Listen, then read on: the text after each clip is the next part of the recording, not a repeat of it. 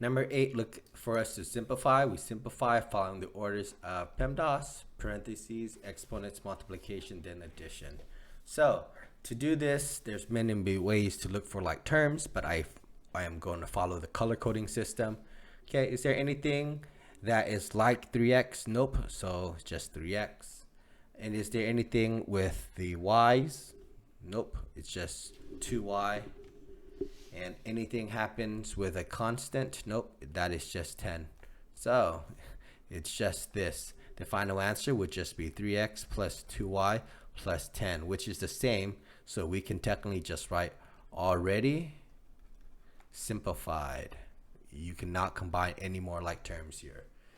All right, let's look at B. Here is 4n, here is 17n. That does combine. 17n and 4n. That gets you 21n. And that constant here, it is negative 21, never changes. So I forgot the n on the 21. So the final answer would just be 21n minus 21.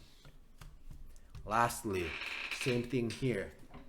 We have the negative 2/3 x plus the 1/3 x.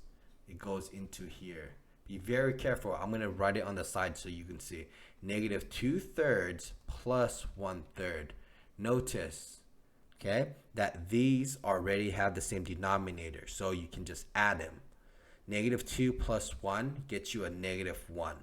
The 3 on the bottom stays the same. So these combine to make negative 1/3 x.